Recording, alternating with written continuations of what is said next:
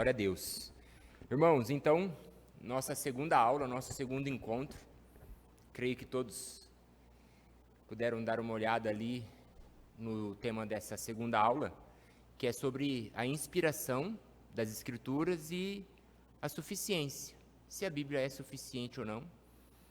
Mas antes de nós iniciarmos essa segunda aula, teve gente que não veio, e mesmo assim, para a gente lembrar o que nós trabalhamos na primeira aula. A primeira aula, então, foi sobre a revelação de Deus.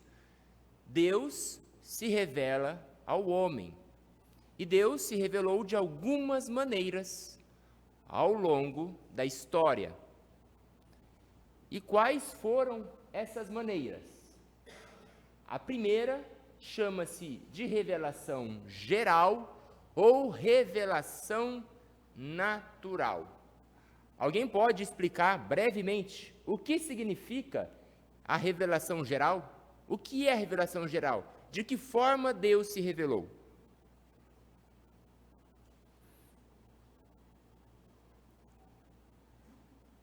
Tem um microfone com o Javier, tem outro microfone aqui, como nós estamos transmitindo, para ficar essas perguntas, para a posteridade aí. Isso. Muito bem. Deus se revela na criação. Então, o propósito de Deus se revelar, essa revelação geral, é mostrar para o homem que há um Criador. Mostrar para o homem que tem alguém que está sustentando, não só criou, mas também está sustentando o mundo como ele é. Então, esse é o seu propósito. Mas, lembrando, a revelação geral, ela salva o ser humano ou não salva o ser humano? Ela tem o poder de salvar o homem olha para a criação e fala: uau, tem Deus, eu vou para o céu porque eu descobri que tem um Criador. Ela tem esse poder? Não. Perfeito. Muito bem. Então, o propósito dela é Deus se revelar para o ser humano. Todos os seres humanos, de todos os tempos, do início à vinda de Cristo, eles vão olhar para a criação e dentro deles existe um Criador. Mas aí nós vimos que o homem prefere trocar Deus por você mesmo, por ele mesmo ou por outros deuses. Sufoca a verdade pela injustiça. O segundo ponto, então, é a revelação especial. O que é a revelação especial? Aonde ela está contida? Mostra o plano da salvação. A revelação geral nós só encontramos na Bíblia. Deus se revelou na natureza e se revelou salvadoramente na Escritura Sagrada. O homem é salvo, o homem conhece o propósito da salvação através da Escritura Sagrada e não há outro lugar para ele conhecer. Amém?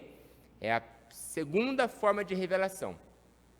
A terceira revelação é por teofania. O que era a teofania e de que forma Deus se revelava na teofania?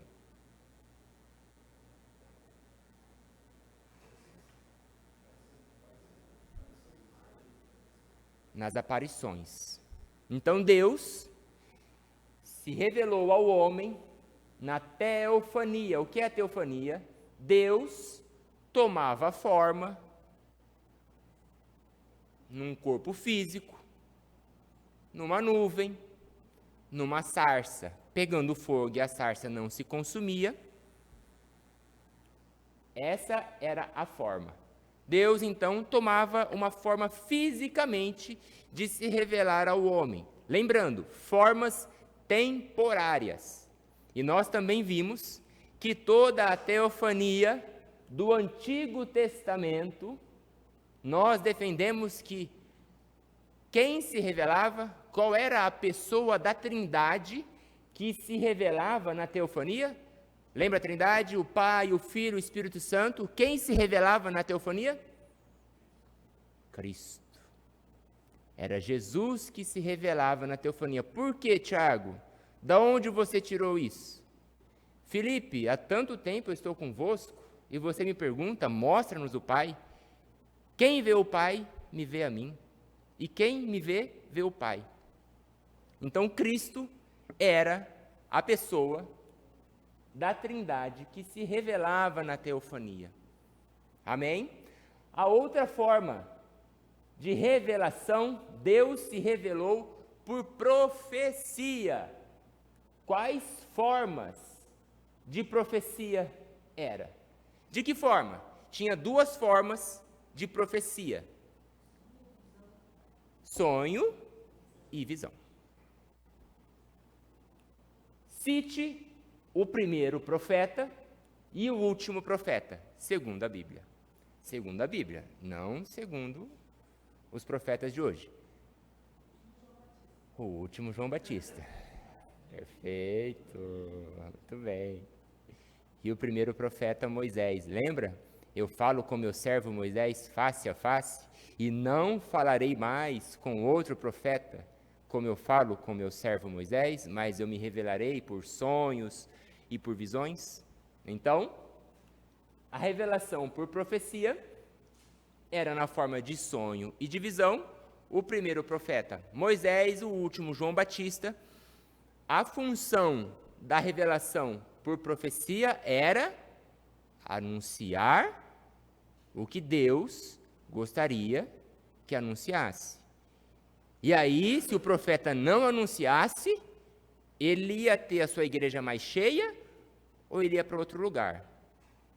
Qual outro lugar que ele ia? Se ele anunciasse mentiras? Alguém lembra? Qual era a punição se o profeta falasse algo que não era de Deus? Morte. O profeta era morto. E aí nós brincamos, né? Imagina esses profetas de hoje, se fosse seguir a Bíblia, aonde eles estariam? E a quinta revelação, Deus se revelou na pessoa de Jesus Cristo.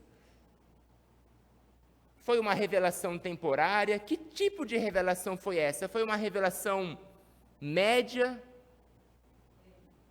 Plena.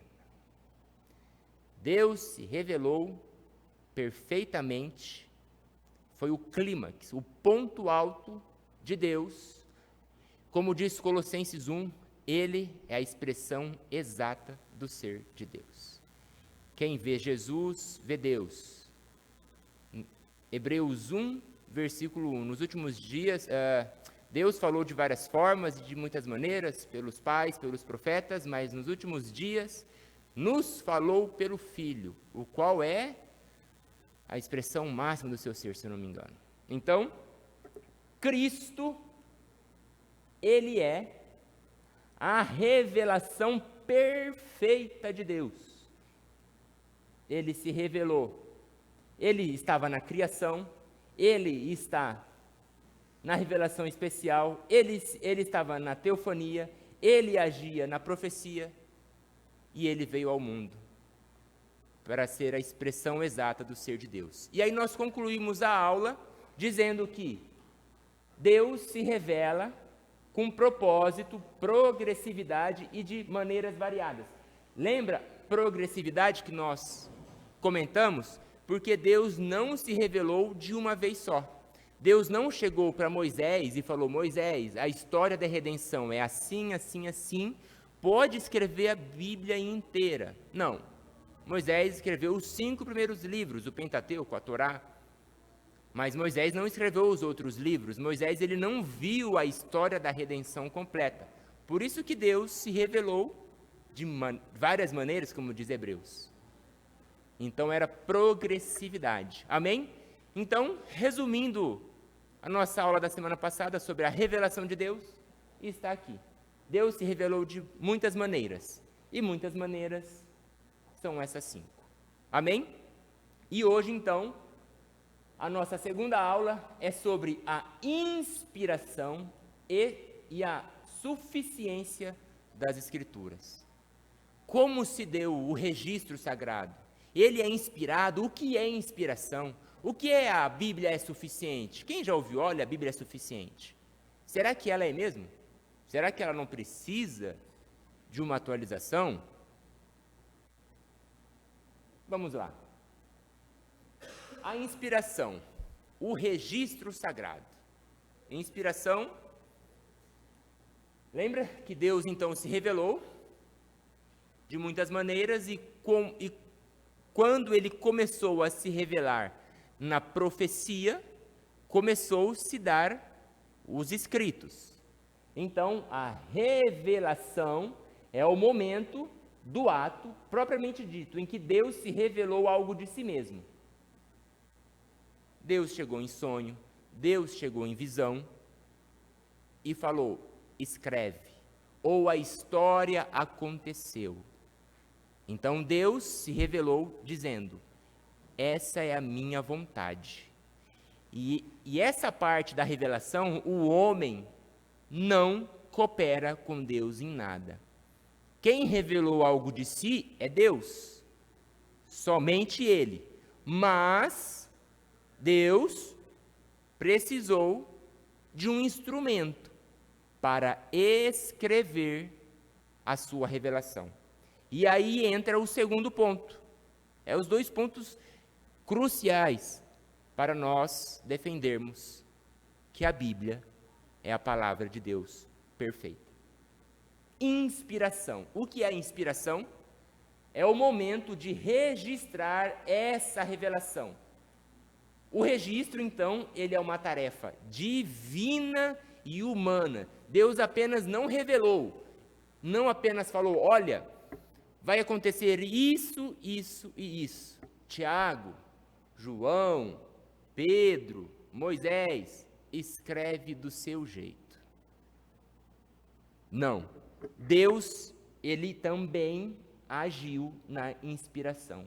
Deus está aqui e está aqui. Por quê? A inspiração, então, vamos lembrar, a pessoa recebeu a revelação de Deus, ele foi inspirado por Deus, é a influência divina sobre os escritores da Bíblia, a fim de preservá-los de erro e para que registrassem com toda a fidelidade os eventos revelatórios de Deus. Lembra? Deus não falou, olha Moisés, escreve isso que eu vou ali e eu já volto, usa o que você quiser, da forma que você quiser. Não. Deus estava no momento do registro também, inspirando o autor. E muitas vezes, essa inspiração, ela se dava naquele momento. Deus revela, o homem já escreve. Davi, alguns salmos, Davi estava sendo inspirado naquele momento por Deus e Davi estava escrevendo esse registro. Mas, muitas vezes, a revelação não foi simultânea com os escritos. Gênesis. Muitos defendem, e é quase unânime, que quem escreveu Gênesis foi Moisés. Moisés não estava no momento da criação. Moisés não estava com Abraão, Moisés não estava no dilúvio, Moisés não estava lá. E como isso foi preservado? Como isso, então, como que Moisés aprendeu tudo de Gênesis? Será que foi só Deus que revelou isso para ele? Olha, Moisés, eu vou passar um filme dentro da sua cabeça e você vai escrever. Não. O que contribuiu para que Moisés escrevesse o Gênesis? Eu estou usando ali o exemplo de Gênesis para vocês fixar. Fatores que contribuíram para o registro, para a escrita da Bíblia. O primeiro, a tradição oral. O que é a tradição oral? Quem já escutou uma história que o avô contou, essa história passou para o pai, passou para você, agora você que tem filho está passando, ou veio do tataravô, história da família. A tradição oral da Bíblia é isso. Então, muitos dos eventos do Gênesis chegou para Jacó, chegou para José, chegou lá no Egito, chegou até Moisés, pela tradição oral, passada de geração para geração. Mas essa tradição oral, ela contribuiu para o registro, mas ela não é o fator determinante para o registro.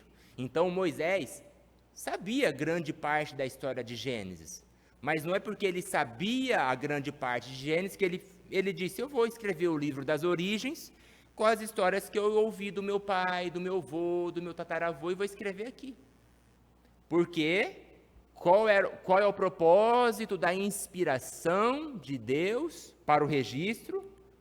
Deus, ele atua no escritor para que ele registre com fidelidade e para que ela seja livre de erros. Quem já brincou de telefone sem fio? 10 crianças, começa uma palavra lá no início, o cara fala bala, chega aqui como roda gigante.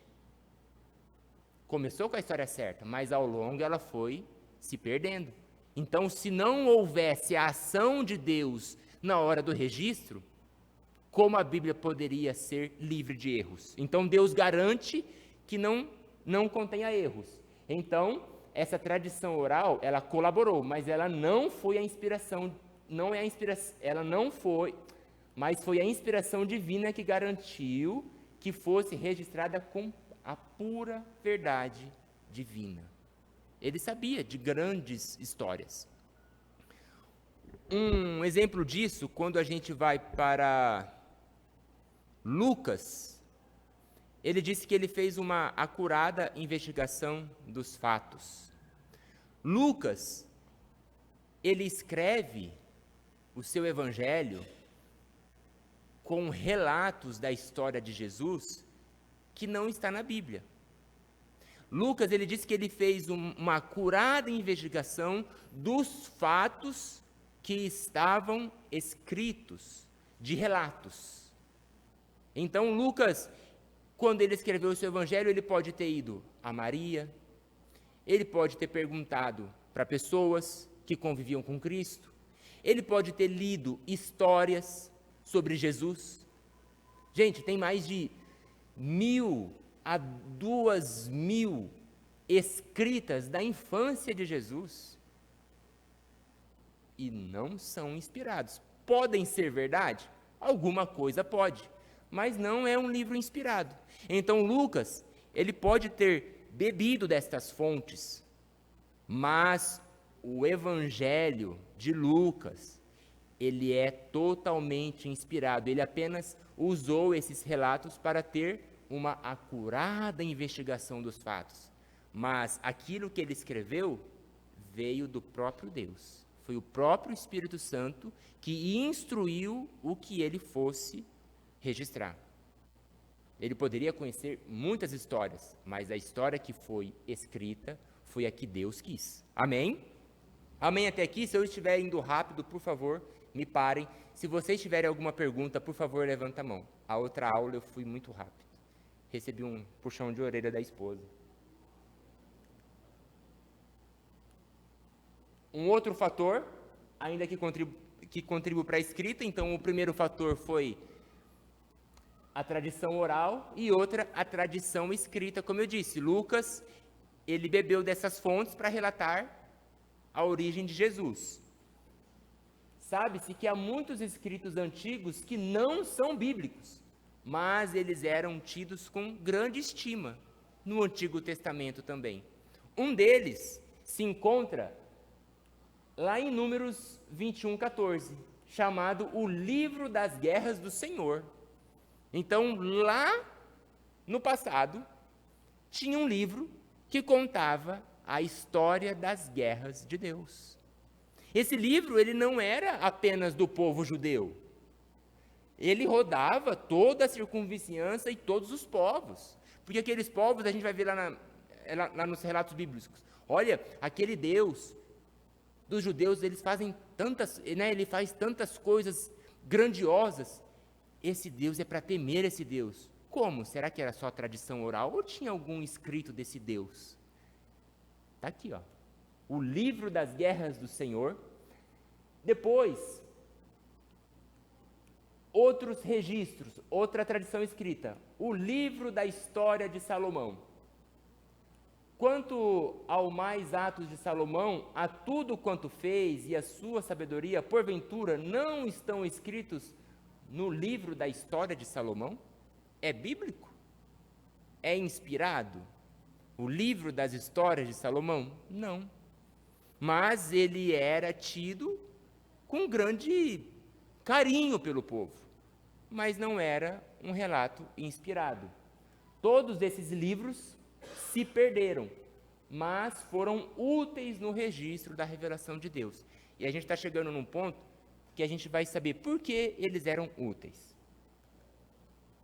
Agora, o processo de seleção. O processo de seleção nem toda a revelação de Deus foi registrada.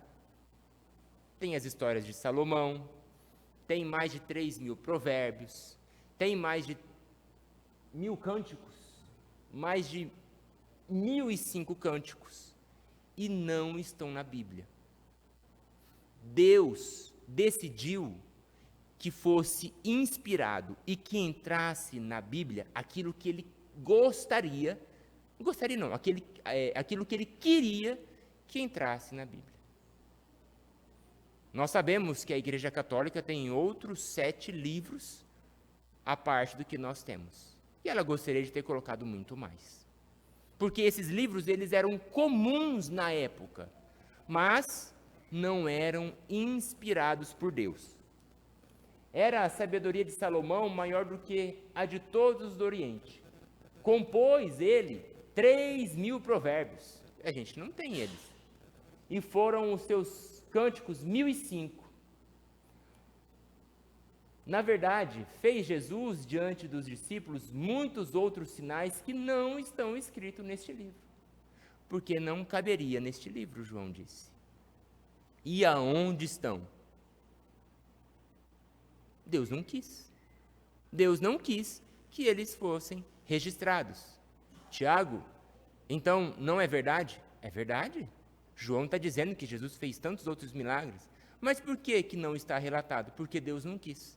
Na hora da inspiração, Deus não quis.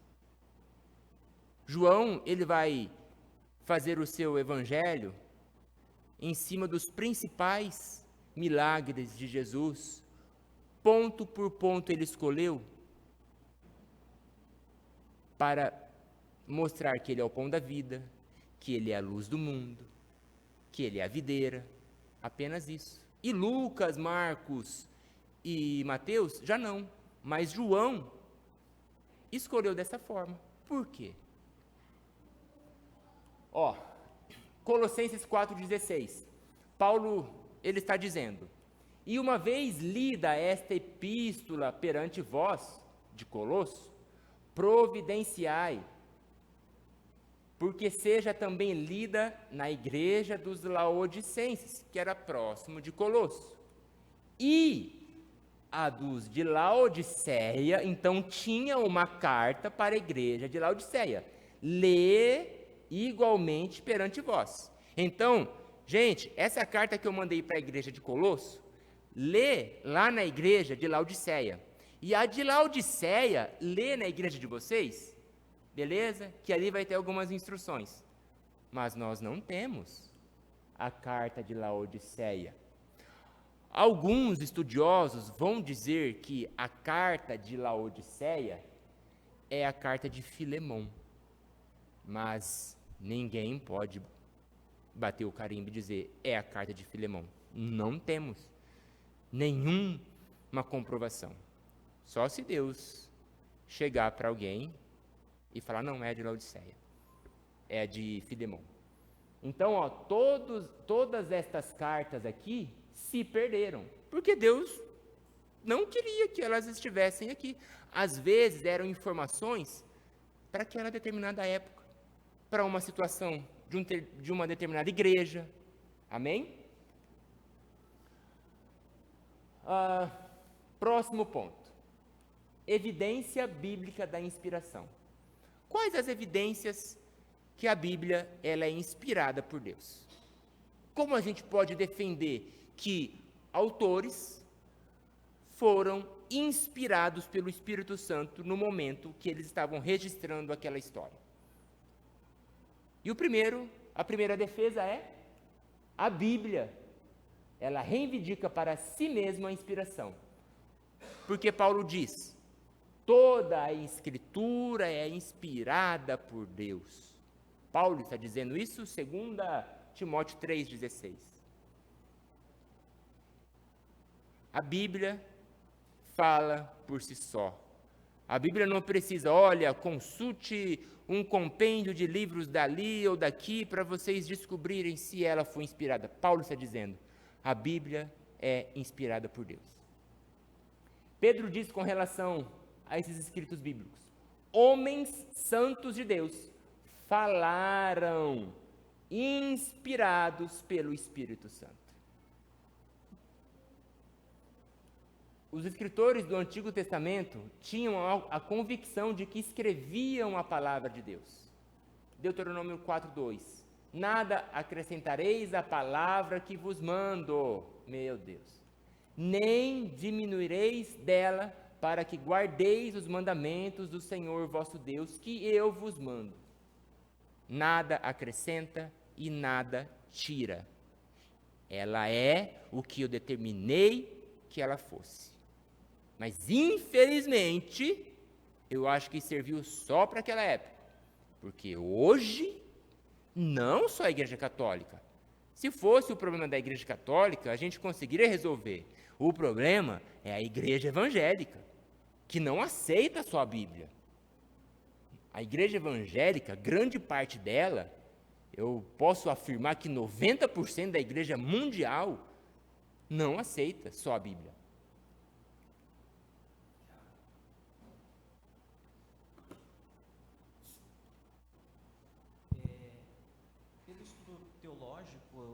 Qual é a explicação que, no caso, por exemplo, que a gente tem mais conhecimento, a Igreja Católica justifica para que eles, digamos assim, deixem de lado essa parte ou sobrepõem essa parte? Você poderia colocar, por Sim. favor? Espera mais uns 4 minutinhos que a gente vai chegar nele. Já está prontinho para você, ó. Vamos continuar com mais outra evidência de inspiração interna. Jesus, ele deu testemunho de que a escritura do Antigo Testamento era a palavra de Deus. E aqui eu coloquei apenas um relato, mas naquele estudo tem outros relatos. Olha o que Jesus diz: não penseis que vim revogar a lei ou os profetas. Eu não vim anular a palavra de Deus que está contida. Eu não vim anular a lei e o que os profetas disseram, que está contido na Bíblia. Vim para cumprir, porque em verdade vos digo, até que o céu e a terra passe, nenhum i ou um tio jamais passará da palavra de Deus, até que tudo se cumpra. É verdade. A Bíblia é verdadeira. O que está escrito nela é verdadeira, porque ela é palavra de Deus. Mas existe as evidências que a Bíblia é inspirada por evidências externas. Não é da Bíblia que está pegando e defendendo a sua inspiração. Quais são? A credibilidade da Bíblia. Suas histórias têm sido comprovadas cientificamente como verdadeiras. Um estudo muito recente colocaram a Bíblia para fazer informações cruzadas com histórias antigas, sem ser contadas pela Bíblia. E a Bíblia, 99, ponto não sei o que, confirma o que outros relatos estão dizendo sobre a antiguidade. Então a Bíblia ela tem muita credibilidade sobre o que ela escreve, sobre o que está contido nela. As descobertas arqueológicas não conseguem provar que a Bíblia esteja errada. Ao contrário, confirma. Quando acham alguns escritos do Mar Morto, escritos numa caverna que são achados, eles vêm confirmar os relatos bíblicos. Olha, mas dizem que o Monte Sinai não é mais ali, agora está para cá. Olha, porque o arqueológico fulano de tal defende que onde o povo hebreu passou, não era isso, era em outro lugar. É mentira. A Bíblia apenas confirma o que as descobertas arqueológicas estão descobrindo agora. E outra, a sobriedade das Escrituras é um outro argumento em favor da inspiração.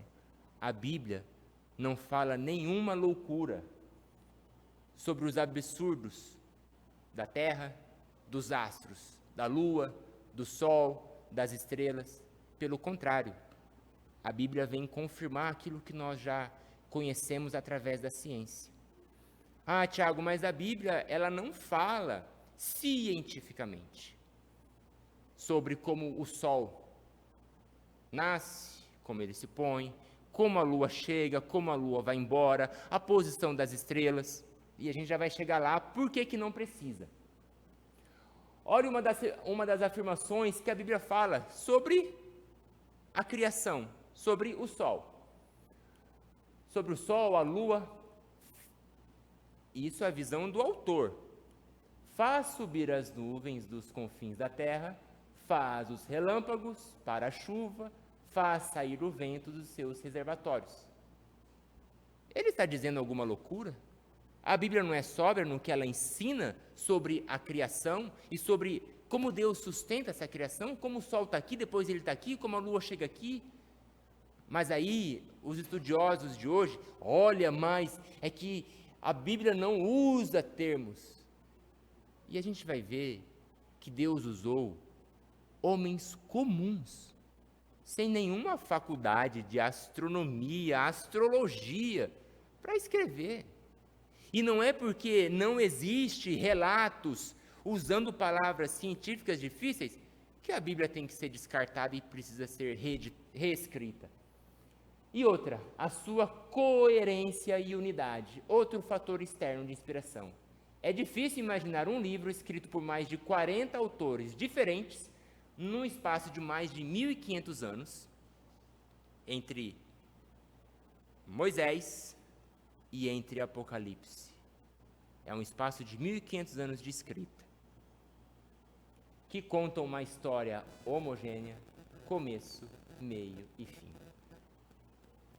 Imagine, nós aqui estamos em 30 pessoas, vamos supor que nós estivéssemos em 40 pessoas, cada um numa determinada sala, e alguém desse uma história para a gente escrever. Essa história ela tem começo, meio e fim.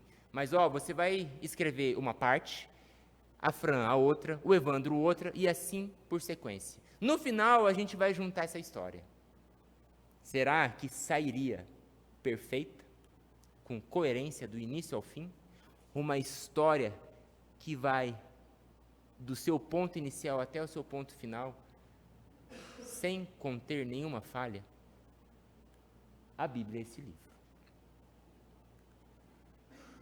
E aí, existem algumas teorias de como esses homens que escreveram a Bíblia tiveram as suas inspirações. De que forma eles foram inspirados por Deus? Como se deu? Vocês devem conhecer esse homem da foto. Já ouviu falar? A primeira teoria é a teoria de inspiração. A primeira teoria é a inspiração mecânica. O que eles dizem? Que os relatos se deu por um ditado. Vamos imaginar que eu sou Lucas. Então Lucas vai escrever o Evangelho, Lucas senta, abaixa aqui e está ouvindo uma voz e ele está escrevendo palavra por palavra, frase por frase, vírgula por vírgula e ponto por ponto. Isso é a inspiração mecânica. O homem, ele é apenas um produto nas mãos de Deus. Ele é apenas um instrumento. Agora a gente vai pegar um alicate. O alicate, ele vai responder ao nosso comando. Então, essa teoria de inspiração mecânica é dessa forma que a gente está vendo aqui. é como se existisse uma psicografia, igual Chico Xavier. Abaixava e ele dizia que o espírito daquela pessoa que estava em algum lugar, de não sei aonde, relatando algo para ele. E ele escrevia perfeitamente as palavras como aquela pessoa dizia para ele. A principal falha é que a Bíblia não tem uma uniformidade literária. Cada autor tem a sua forma de ver o mundo, tem a sua forma de escrita e tem a sua forma que ele escreve aquele relato. Uns em forma de poesia, outros de história, outros de dramaticidade. Se fosse revelação mecânica, ela ia ser sempre o mesmo tipo de literatura.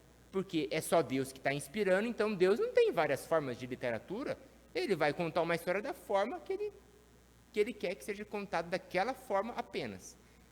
Mas não é dessa forma, e a gente vai chegar lá. A outra teoria é a teoria de inspiração, é a teoria da inspiração mental. O que eles dizem nessa inspiração mental? Que apenas os pensamentos foram inspirados. Os pensamentos do homem foram inspirados. A escrita não é inspirada. Traduzindo, o homem, é sempre o homem, né? Ele teve uma elevação espiritual, estava lá orando, estava lá jejuando, subiu no monte, depois que ele desceu do monte, ele sentou e ele foi elevado espiritualmente, e ele começou a escrever o que o Espírito Santo estava dizendo para ele que gostaria que ele escrevesse. Mas, aquela escrita, o que ele estava colocando, poderia conter erros.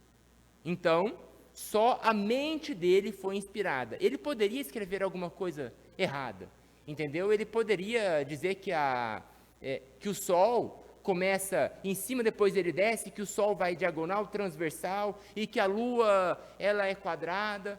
Não tem problema. O importante é que ele foi elevado espiritualmente. Quem defende isso aqui? Chamado de o liberalismo teológico. Eles aderem a esse conceito porque eles não conseguem defender, eles não conseguem dizer que Deus se revelou da maneira que a gente está aprendendo até agora, com propósito, com progressividade, que Deus usou pessoas imperfeitas, homens falhos, para escreverem seus relatos. O liberalismo teológico, ele coloca sempre o homem no centro. Ele tira Deus de cena. O liberalismo teológico, ele está infiltrado em grande parte da igreja mundial, onde os relatos de milagres, os relatos extraordinários da Bíblia, eles dizem que não são verdades. São invenções do homem que estava muito elevado naquele momento e acabou dizendo alguma bobeira que ele escreveu. Desse modo, então, para esses liberais, Deus não é autor da Bíblia. Quem é autor? O homem é autor. Deus apenas cooperou para que, olha, Tiago, seja elevado e fica à vontade. Eu vou ali ver o que está acontecendo, um problema ali na China, e eu já volto aqui no Brasil, e você fica tranquilo, você é o cara. Essa teoria não faz justiça ao que a Bíblia representa para a fé cristã, e ela é extremamente perigosa. É o que nós vemos hoje, na igreja, e a igreja brasileira. A Bíblia, ela é falível, a sua expiação é negada, ressurreição negada, até chegar ao ateísmo. Onde o Deus grandão da Bíblia, hoje já é um Deus que cabe na palma da minha mão. É um segmento que só cresce. É por isso que, muitas vezes, os bancos da nossa igreja estão vazios. e o banco de muitas igrejas por aí não tem nem onde sentar. É porque enaltece o homem. Deus, às vezes, não consegue nem sentar nessa igreja porque não tem espaço para ele. E a terceira teoria de inspiração é a inspiração orgânica, que defende que a Bíblia ela é divina e humana ao mesmo tempo. Lembra quando a gente começou? A revelação é um ato exclusivo de Deus, mas a inspiração é Deus e o homem. É nessa revelação orgânica que ela se junta.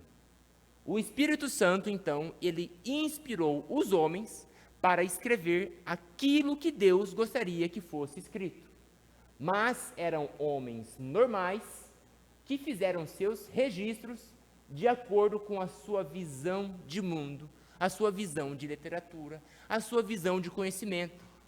Se eu não me engano, é Isaías que diz que a Terra ela é um rolo que se estende de ponta a ponta do universo.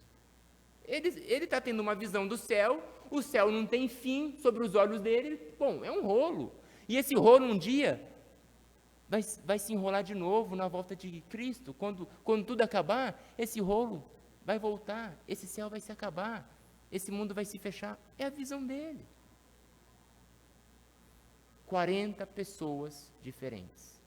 E eu acho que o mais inteligente, um dos mais inteligentes de todos ali os escritores, Daniel, Lucas e Paulo, não que os outros fossem burros, mas que nós conhecemos, tem um que era boiadeiro, se eu não me engano é Amós.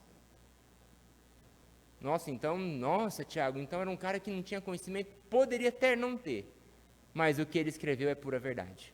É pura vontade de Deus. Então nós ficamos com essa teoria de inspiração orgânica. Ela é divina e humana.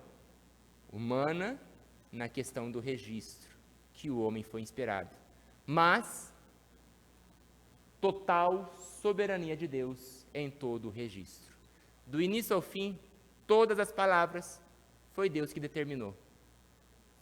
Todos os livros que estão na Bíblia, foi Deus que determinou. E os livros que se perderam? E se hoje eles foram achados? Não vai entrar na Bíblia. Deus não queria, Deus não quis.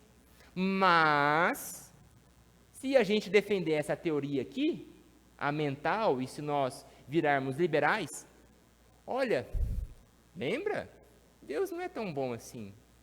Ele não é tão soberano, porque até um mero livro se perdeu. Quem dirá agora se os escritos são verdadeiros? Se Deus não consegue guardar um livro para a posteridade, como eu posso confiar? Como eu posso confiar aqui, se só a mente do homem foi elevada? Como a Bíblia pode ser verdadeira? Se os escritos podem conter erro? Ah, não, mas olha, a doutrina da salvação está certa, mas o restante, eles dizem, não sabemos. Então, como nós podemos confiar que a salvação se dá da forma que nós defendemos, sendo que o restante está errado? Ela vai ter credibilidade? Ela vai perder a credibilidade. Então, esses homens aqui, eles não apenas deturpam, mas eles corrompem a palavra de Deus. Ok. Mas a Bíblia contém erros? O que nós vimos até agora? A Bíblia tem erros? O que vocês acham? De tudo que a gente viu agora,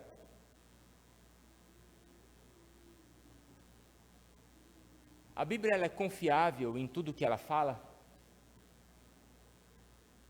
Será que ela não precisa ser adaptada aos nossos dias? Olha só quem propôs que fosse reescrita a Bíblia. Ah, Tiago, mas é a Xuxa. Olha quem você traz para a nossa aula. A Xuxa tem alguma autoridade para falar da Bíblia? Tá bom. Conhece esse aqui? Ed Renekiewicz, um grande pastor batista. Uau! Sua igreja não cabe gente. Lá de São Paulo. Da EBAB hoje. Claro que ele foi expulso da igreja batista. Mas tudo bem. Agora, é um homem de Deus, um estudioso, dizendo que a palavra é viva. Então ela se atualiza. Ele não... E hoje, por coincidência, eu estava no Instagram e apareceu um vídeo dele, dizendo: eu não concordo que hoje é um Deus irado. Eu não concordo que Deus é fogo consumidor. Esse é o próprio homem, ele próprio disse que na conversa de Jesus com a mulher samaritana lá no poço, quando ele disse: eu te darei água viva, sabe o que ele disse? Que Jesus estava querendo dar para a mulher? O esperma dele. É o pastor que fala de amor, de inclusão, que considera toda forma de amor. E porque na Bíblia há relatos que Deus se ira com bruxaria, feitiçaria, bebedice, glutonaria, homossexualismo, ele disse: não, a Bíblia precisa ser mudada. E aí? O que nós vimos até agora? É como falar, Tiago, como falar que Deus está mudando também, que Deus, o plano dele não era tão perfeito e ele quer se atualizar, ele quer mudar seus conceitos. Não tem sentido algum, algo nesse formato. É isso.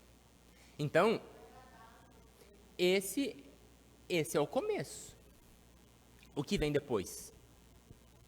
Então, é aquele evangelho, como a Anaísa disse lá no fundo: venha como está e permaneça como está. O seu pecado, está tudo bem. Continue nele, Jesus te ama. João 3,16. Um Deus que se adapta às pessoas, ao invés delas seguirem a ele. Não, para quê? Então, para esse evangelho liberal, nós somos excludentes. Nós somos retrógrados. Nós defendemos um Deus demiurgo, um Deus mau. Nós defendemos o Deus do Antigo Testamento que matava. Mas eles ficam com o Deus do Novo Testamento. Aí a gente só faz uma pergunta. Atos dos Apóstolos, capítulo 5. Eles já viviam na graça, que eles gostam, da hipergraça. Ananias e Safira, marido e mulher, mentiram aos apóstolos, que tinham vendido a sua terra por um tanto e disseram outro. Morreram na graça. Mas eles dizem que é um Deus do Antigo Testamento e é um Deus do Novo. Então, a Bíblia precisa ser reescrita, não apenas ser reescrita. Então, tudo que a gente viu até agora, nós apenas perdemos tempo. Segundo eles, e eles têm muita voz, e eles terão muita voz daqui para frente. Não vai melhorar, meus irmãos. A nossa igreja, a igreja presbiteriana, igreja séria, igreja batista, uma parte dela, outras igrejas sérias, continuarão crescendo pouco e eles crescendo muito, porque eles conseguem se amoldar ao mundo. O mundo não precisa ser moldado por nós, é o mundo que nos molda. Então, em contrapartida, hoje eu vi no Instagram um pastor que foi processado, porque na pregação dele, ele disse que o casamento homossexual não era bíblico. sim. Então, ele está sendo processado por essa palavra. Mas e aí? Tudo que a gente viu agora, que Deus inspirou a Bíblia, que todos os relatos que estão escritos foi da vontade dele, ele se revelou com propósito, com progressividade. Tudo que nós precisamos saber de Deus está na Bíblia. Mas aí eu pergunto, tem algum problema a gente buscar um profetinha aí? Só para a gente saber o que Deus tem para nós?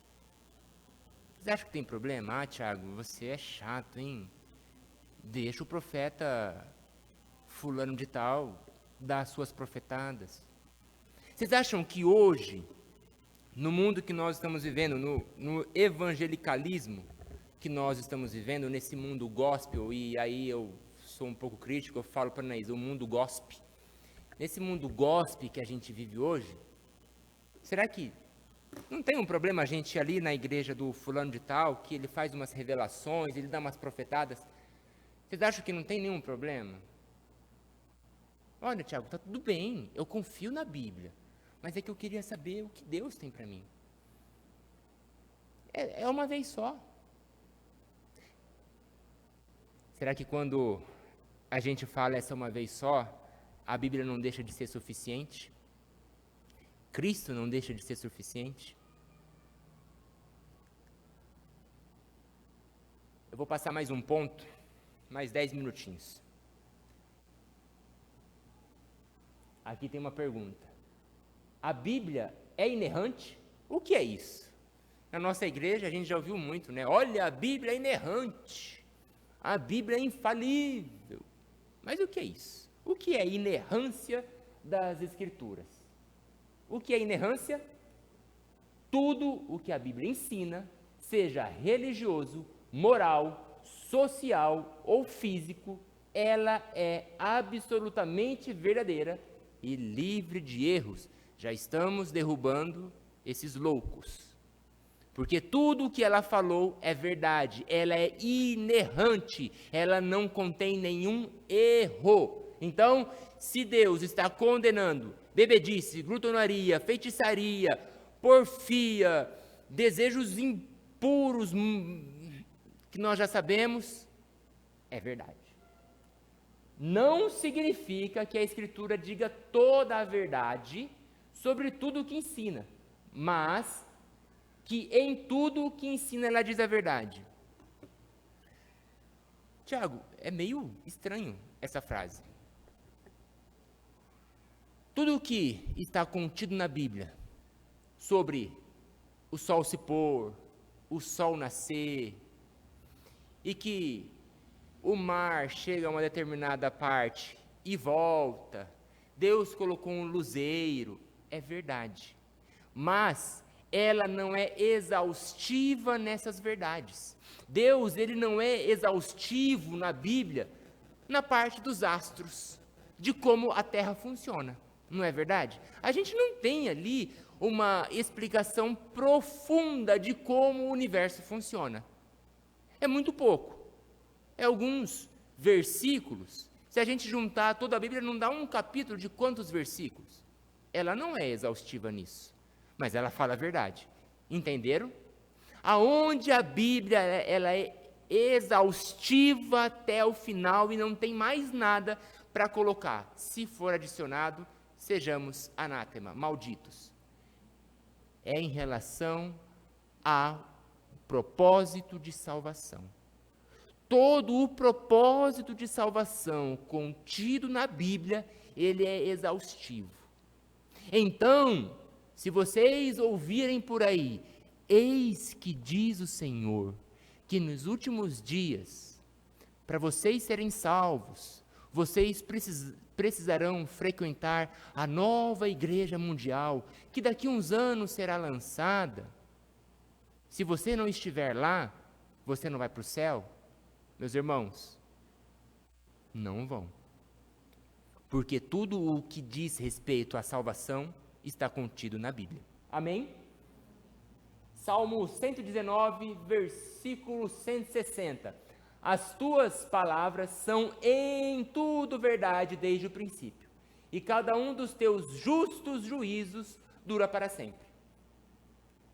Toda palavra de Deus é pura, ela é escudo para os que nele confiam. Nada acrescentes às suas palavras, para que não te repreenda e seja achado mentiroso.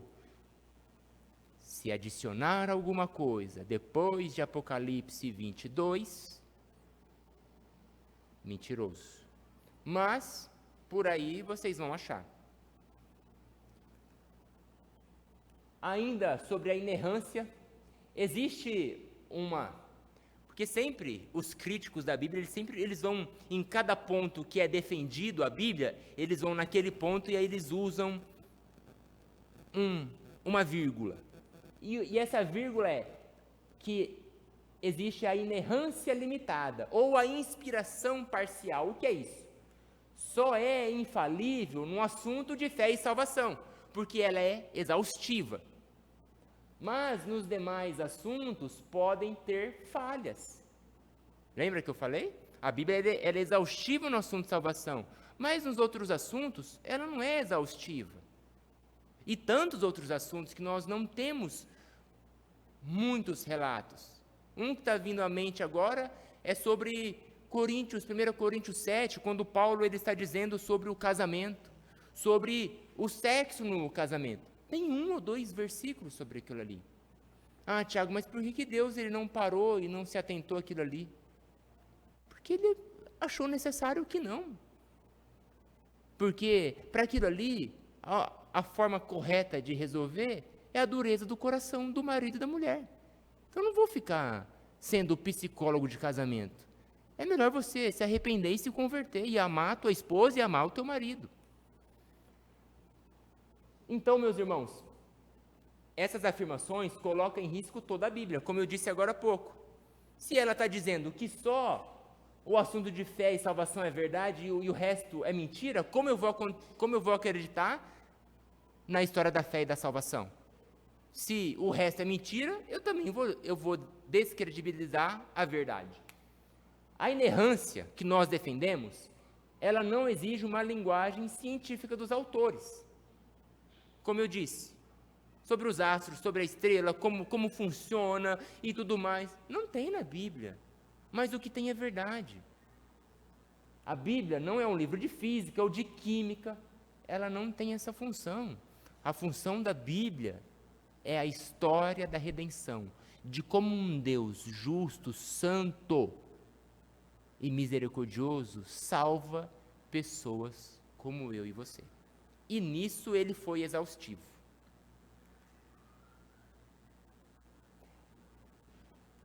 Até aqui, peraí. A inerrância. Citações imprecisas são um erro? Existem alguns versículos na Bíblia, e principalmente a gente vai achar isso nos evangelhos, que são contraditórios. Exemplo: Mateus, Marcos e Lucas são chamados de evangelhos sinóticos. O que é sinótico? Você olhar, é como se você olhasse num vidro e visse a mesma coisa, só que em diferentes formas. É igual um binóculo. O binóculo ele tem 3 ou 4 aumentos de lente. Você está olhando a mesma coisa, só que de óticas diferentes.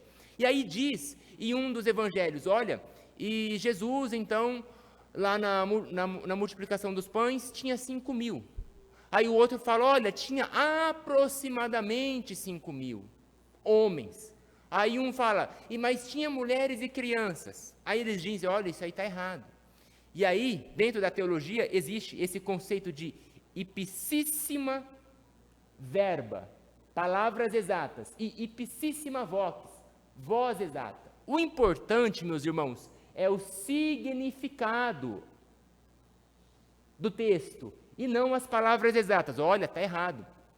Porque Mateus está falando que tinha 5.000, e Marcos está falando que tinha aproximadamente 5.000.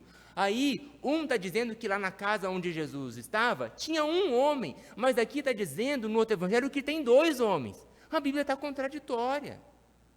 Só que essas pessoas, esses críticos, eles não levam em consideração que tudo que Jesus disse e conversava e falava, a sua fala era no hebraico.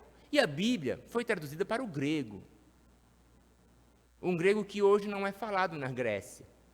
O grego koiné, é o grego do passado. Hoje é um outro tipo de grego que eu esqueci o nome. Só que ela foi traduzida. Então, quando foi para ser traduzida, ou quando foi o registro, lembra que o registro, e muitos registros não se deram na hora, se deram depois, não foi na hora. Olha, Jesus, olha, eles estão descendo do telhado, o cara paralítico, deixa eu pegar meu caderninho, o cara paralítico, 4 homens. Aí quando foi registrar, às vezes ele registrou, olha, tinha 3 homens no telhado e desceram 1, aí ele está falando, não, tinha 4. E Deus viu que isso não era problema, o que ele queria é que a história fosse contada verdadeira, que o milagre fosse exaltado. Não se tinha 3 caras segurando ou 4 caras segurando, o que ia mudar na história? A história é, houve um milagre. Se tinha 3 ou 4, então eles pegam esses pontos que não são contraditórios. E aqui um fator, que aí eles tentam pegar.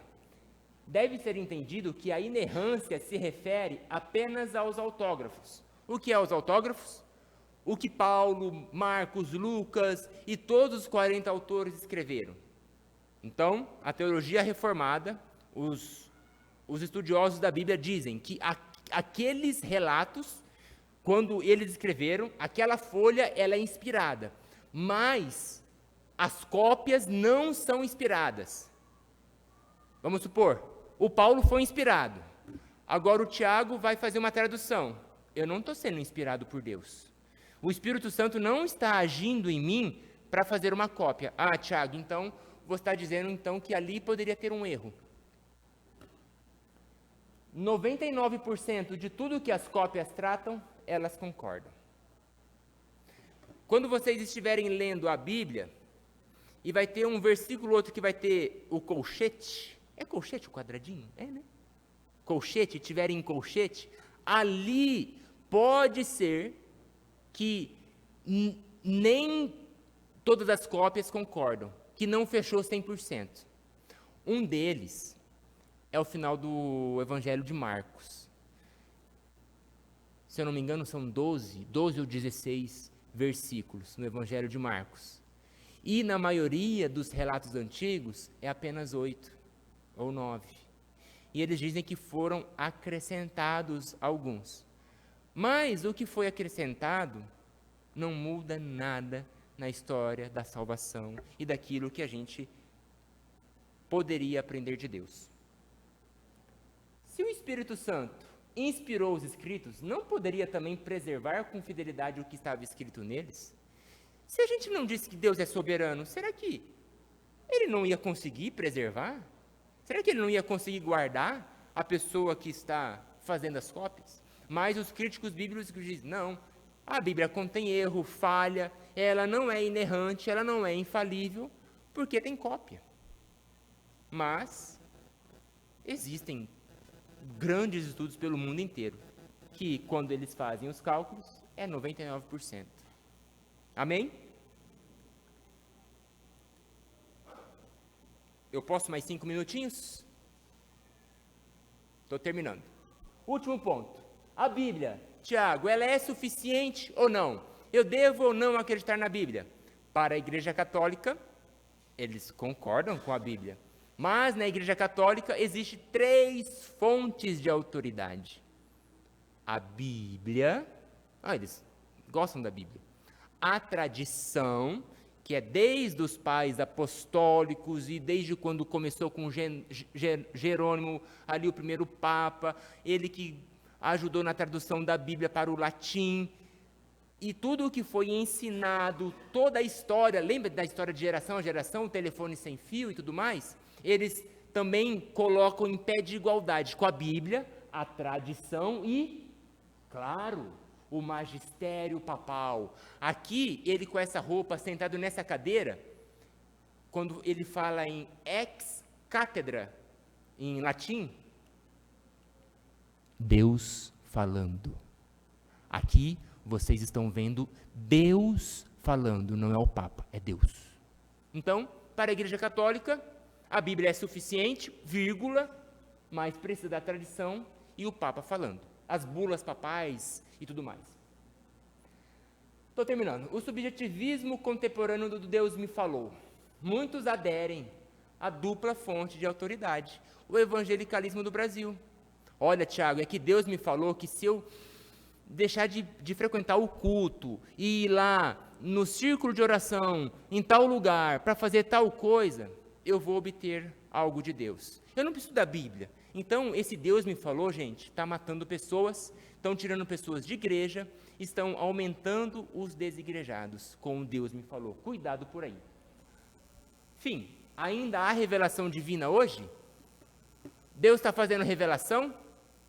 Ponto final. Deus se revela hoje? Vocês têm ouvido muito eis que diz o Senhor por aí? Perguntas. Deus se revela ainda hoje?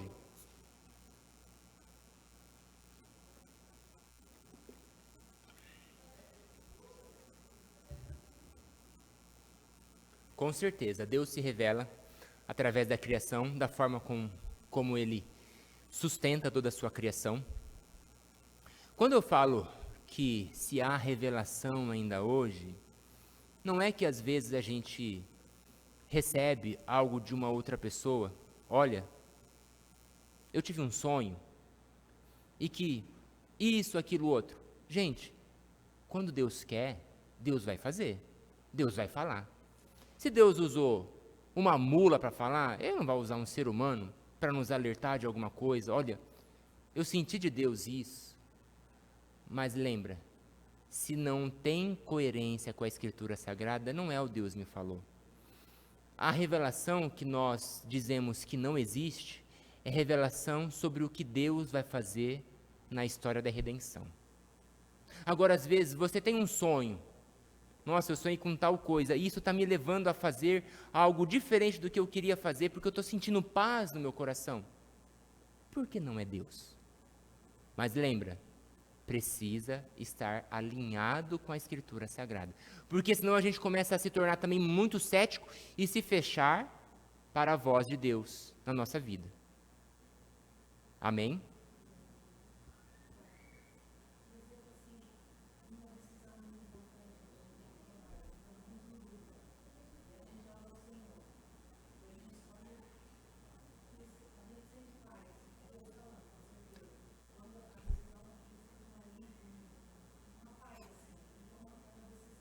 Com certeza, porque Ele traz paz. Porque Deus não vai rasgar o teto e falar, olha, você vai para tal lugar, você pega tal direção e toma tal decisão. Mas Ele vai agir com paz, colocando situações diante dos seus olhos. Nossa, isso é tão coerente. Isso não vai me levar para longe dEle. Mas às vezes o nosso coração é enganoso, que às vezes começa a acontecer coisas que nós gostaríamos e nós começamos a fazer a situação acontecer. Porque o nosso coração ele é enganoso. E por fim, tu, porém, permanece naquilo que aprendeste e de que foste inteirado, sabendo de quem o aprendeste e que, desde a infância, sabe as sagradas letras que podem tornar-te sábio para a salvação, pela fé em Cristo Jesus. Toda a Escritura é inspirada por Deus e útil para o ensino, para a repreensão, para a correção, para a educação na justiça, a fim de que o homem de Deus seja perfeito e perfeitamente habilitado para toda boa obra. Todas essas considerações e tudo que a gente viu até agora precisa nos levar a uma atitude de reverência com a Bíblia. É Deus falando. Quer ouvir a voz de Deus? Não vai no profeta da esquina. Não vai na igreja que apaga a luz e que faz hipnose. Vai para a Bíblia. Não podemos nos aproximar da Bíblia também como juízes, e sim como servos. E estudar a Bíblia, isso que nós estamos fazendo, precisa ser fonte de vida devocional e aprimoramento do relacionamento espiritual com Deus. Buscar a palavra de Deus e o conhecimento não vai aumentar a nossa fé. Precisa alimentar o nosso espírito para que nós buscamos cada vez mais a Ele. O Deus das Escrituras é o Deus que deseja estreitar o relacionamento da aliança com o seu povo. Quando nós nos aproximamos de Deus, Ele estreita relacionamento conosco. Ele se revelou nessas antigas páginas porque deseja que o conheçamos melhor e para que o amemos com mais intensidade. Billy Graham, o maior evangelista deste século, e numa pregação ele disse: a Bíblia é mais atual do que o jornal que circulará amanhã. A Bíblia, de mais de 2000 e poucos anos atrás, que deu a sua última escrita, ela é mais atual, porque Deus se revela para nós todas as vezes que nós vamos humildemente a ela. Ele tem uma revelação para nós, a sua palavra. Perguntas? 2 minutos para pergunta. Respondi. As 3 fontes de autoridade da Igreja Católica. Impede igualdade com a Bíblia ou a mais, né? Isso aí.